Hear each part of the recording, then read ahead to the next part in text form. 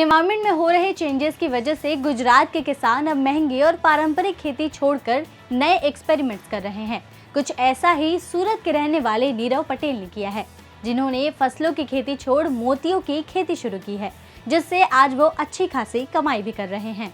गुजरात के छोटे से गांव साहौल में रहने वाले नीरव भाई पटेल का परिवार शुरू से ही खेती करता आया है, लेकिन कभी सिंचाई के लिए पानी की कमी तो कभी प्राकृतिक आपदाओं से उनकी फसलें खराब हो जाती और इस नुकसान की भरपाई करना आसान नहीं होता था।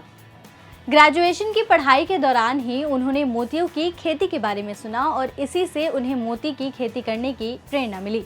इसके बाद उन्होंने इंटरनेट और कुछ किसानों से जानकारी ली जो मोतियों की खेती से जुड़े थे, जिसके बाद नीरव ने 9 बीघा जमीन में तालाब बनाकर मोतियों की खेती शुरू की।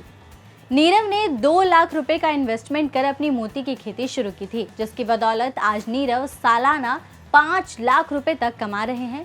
साथ ही उनके मोतियों की डिमांड सिर्फ देश में ही नहीं बल्कि विदेश में भी है।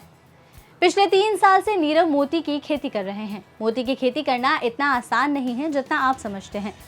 मोती को बनाने के लिए नदियों, बांधों और झीलों से सीप लाकर उनमें डिजाइन डाई के साथ पाउडर फोम मिलाकर 12 से 15 महीने तक झील में रखने से प्राकृतिक रूप से मोती पैदा होती है।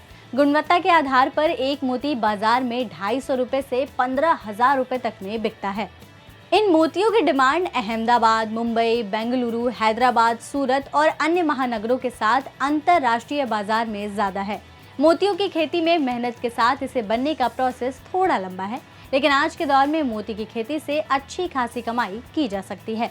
तो ऐसी और भी कहानियों के लिए जुड़े रहिए दैनिक भास्कर आपके साथ। शेयर और डाउनलोड करें दैनिक भास्कर ऐप।